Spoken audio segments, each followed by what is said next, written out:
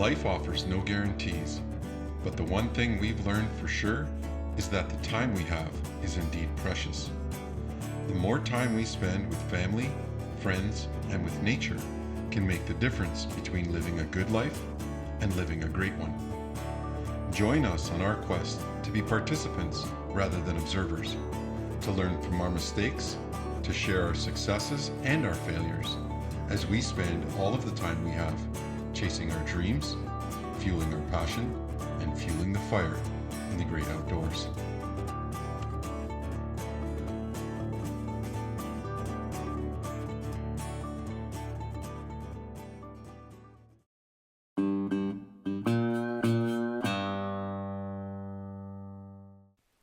All right, folks, welcome to Fuel the Fire TV. Now, we promised you we're going to bring you behind the scenes. We're going to introduce you to some of our staffers here at Fuel the Fire. This is Jesse Beaudin. You've seen him on the show before, and he works, well, you work behind the scenes, but you're also in front of the camera now a few times. As often as I can be anyway. Yeah. As often as we let him. But you know what? Jess has been with us. He's actually a family member. We're cousins, and he's been a part of the show since you were... I bet you 12, 13. So I'm putting myself around grade 8, grade 9 somewhere. Grade 8, grade 9. But now what we have been doing is we're dragging you into the field and trying to get some deer footage. And you know, when it comes to getting set up for your bow, we went through all of the process. We went through going to Dennis at 10-point archery. You picked out a solution, a Bowtech solution, practiced with it all summer and got it dialed in, and then set out your trail cams, right? Yep. And got some real good pictures. Actually, some video too. So the first night I set up in that stand, and mind you, the bait pile was probably a little bit too close. Yeah, like 12 yards. But, I mean, you know what? He was coming into that stand, into that setup, you know, with the tent already there. The wind is in your favor, and you have a monster buck. Like, I mean, a trophy class 8-pointer come trotting into the bait.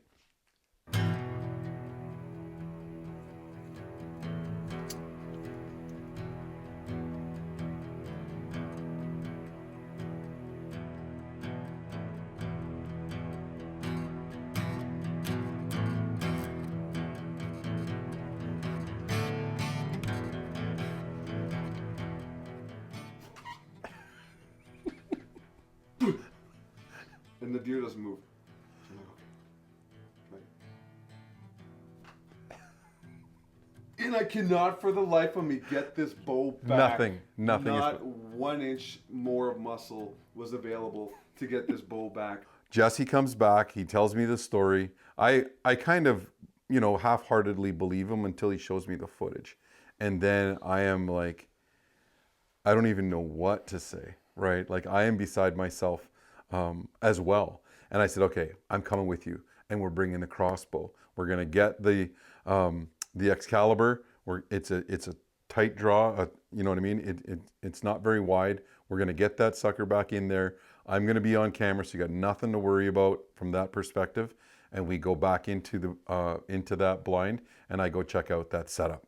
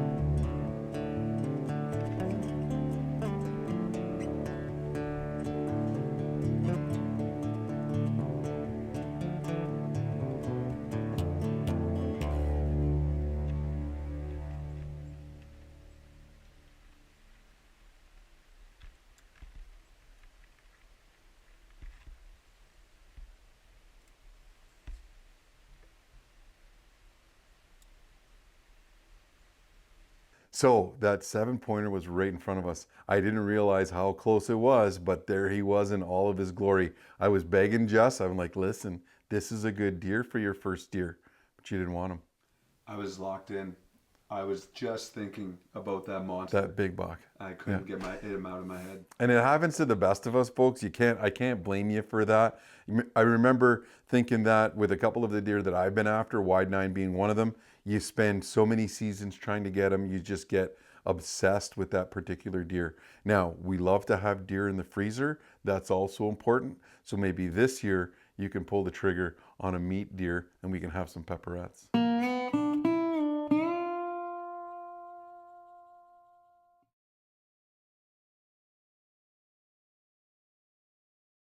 We're gonna go check a spot where we've had an encounter with a bull twice this year. Had 2 opportunities. We didn't cash in on them, so hopefully today's the day. Well, it has to be. Today has to be the day because we got no more time. We get my partner up, we'll be on the road.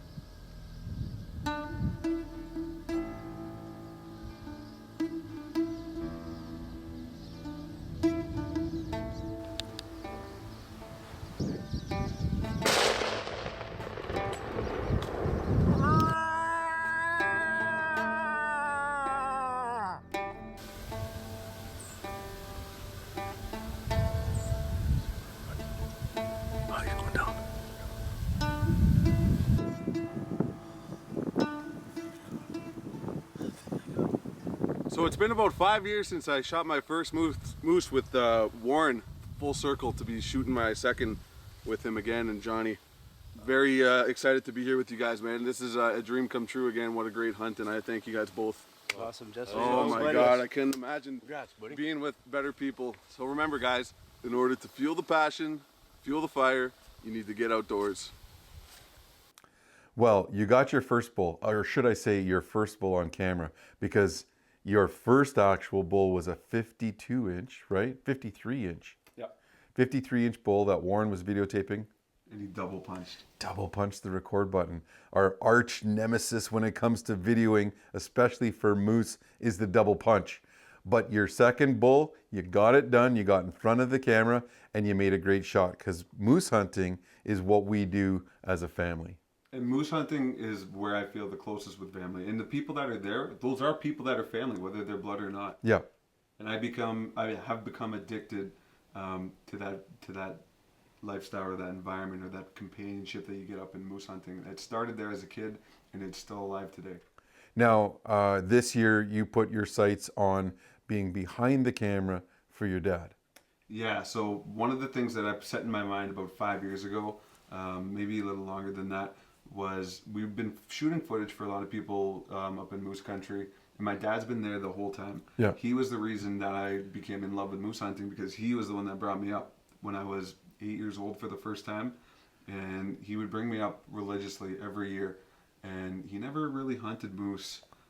So about 5 years ago, he got his possession license. Yep. And he said, this is going to be the year. And he's been trying for 3 years, coming out with the gun and really trying to fill his tag. But it was this past year that I made it my mission that I'm not hunting moose at all. I'm focusing in on Chuck. And you got some great footage. Wait. Okay, I'm on him. I'm on him.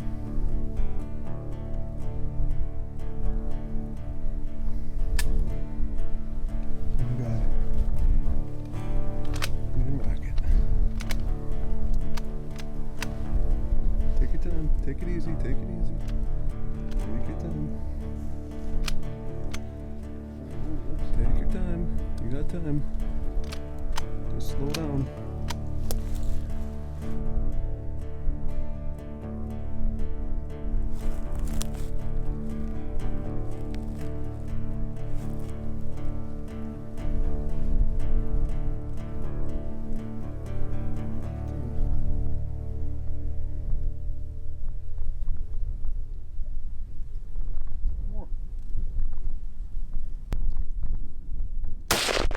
There you go, baby. There you go, Chucky. 43 years. I was 16 when I started hunting, and it's been 43 years since I actually shot one. I've shot at one before, but never hit him. All right, the father-son duo of Chaz and Jesse Bear. It was just, they got it done tonight. Charles gets his first moose. Jesse did some awesome photography. Good job on the camera. Man, they had an exciting hunt. Your gun jammed, and that moose was right on top of you guys. But you know what? These guys are out here creating memories with their family. They're fueling their passion. They're fueling the fire, and they're getting outdoors. Stay tuned. We'll be right back. Good job, buddy. Woo! Man, what a great pull. That is such a good experience with your old man. In terms of reverence in the hierarchy of where my hunts lie, that's number one in my heart. Yeah, I don't blame you for it. Now, it's a great hunt. You got great footage. Chuck got his first moose. Just fantastic. This year, you're getting your first deer, whether it's archery or rifle, correct? That's going to happen. All right, stay tuned, folks. We'll be right back.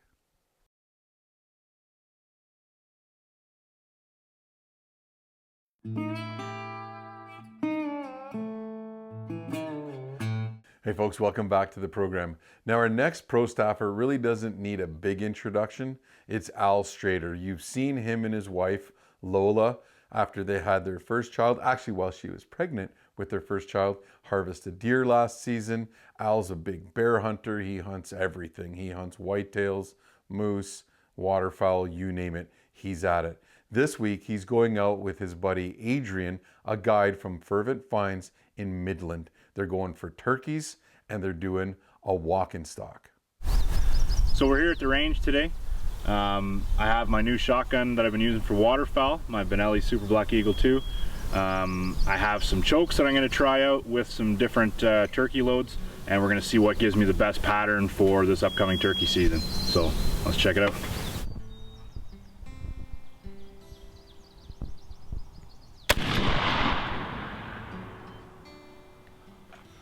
All right, we'll see what that one looked like. So you can see that one wasn't very great. I aimed for around right here, and I got 1, 2, 3, 4, 5, 6 pellets. The majority spread and covered pretty much the entire target. So I'm gonna try the same shot with my long range choke, and this is at 40 yards. So I'm gonna try it, see if that tightens up around the head. If it doesn't, then I'm gonna try a different round. And if that round doesn't work, then I'm going to switch to a whole different brand of chokes and then kind of go from there.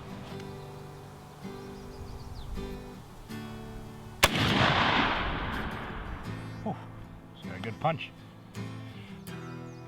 Okay, so this one was definitely a lot better. I punched these ones ahead of time just because that's where the pellets from the other one went over. So this one here, we have 1, 2, 3, 4, 5, 6, 7, 8, 9, 10, 11, 12. Which is better. It's okay. I'm gonna try the other shot to see if it'll give me more pellets in the head. I can't remember if they're safe with like 16 is the average you want within the entire kind of head area, but there's lots in there. It's a lot tighter pattern, so it's not terrible. We're gonna try our other shots and kind of go from there. You really want to come out, try the different chokes you have. Your full chokes will probably be a better bet to try to get a tighter pattern out at a longer distance. And if you can buy some turkey chokes, it's definitely worth it to get that extra full kind of pattern so you can shoot out to 40, sometimes 50. But after what I shot today, I know the furthest I'm going to shoot is 40, and I'm going to try to get the bird between 40 and 30, and if it comes any closer than that, it's perfect. So only way to tell is shoot on paper. Well, we made our way out to Midland. We're here at Andre's place. He's got a beautiful homestead here. He's got the call masters here, the turkeys walking around, so it's nice to see and hear. But he's had a lot of good opportunities. He's got a lot of people on some birds this year, and he's got still lots of birds around. So. One right there, Jeff. Nice.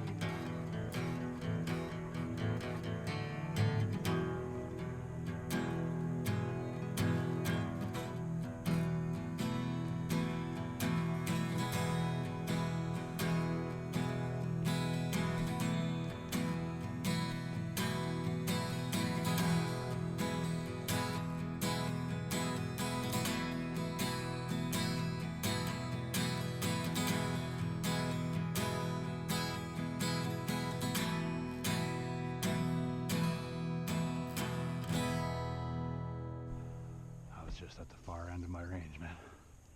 It's hard to know your yardage. It's even more important to carry a rangefinder when you're on those walking stocks and those run and guns. They go after some more birds, but Adrian's also an expert in knowing what is good to eat in the wild, whether it's mushrooms, leeks, wild edibles. They make sure that they take the time to go and grab some of those as well.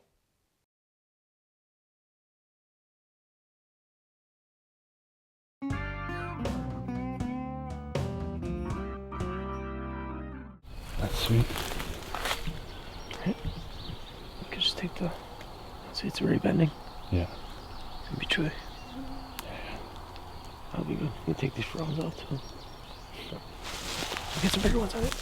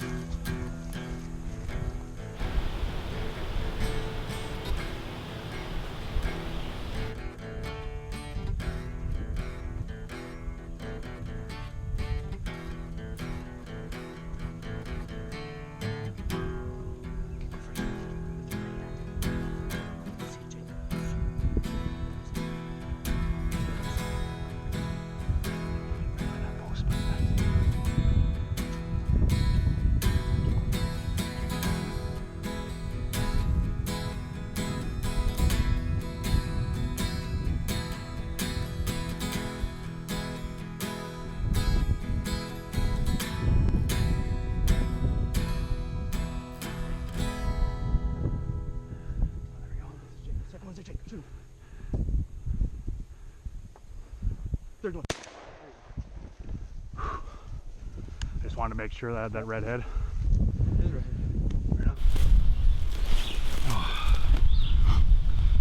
Thank you very much, Andre. No problem. Pleasure hunting with you, buddy. That was good. A lot of fun.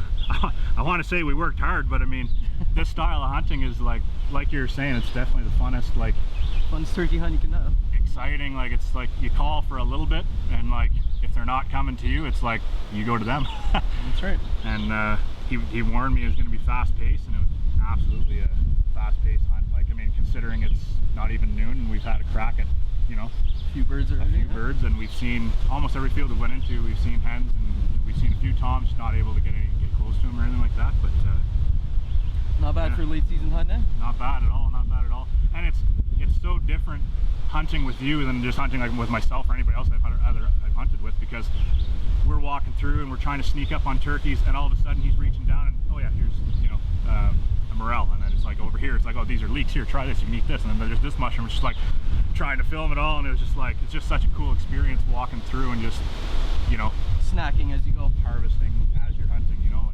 Well, and that wraps up things for this week. What a great time I have whenever I'm with Jesse, when we're moose hunting or deer hunting or bear hunting. We've got a great bear hunting episode coming up this year, but Al's the same way. He's a genuine guy, he's a family man, he's a hard worker, and he's a great hunter. Remember, folks, we're out here fueling our passion, fueling the fire, and we're getting outdoors. We'll see you next week.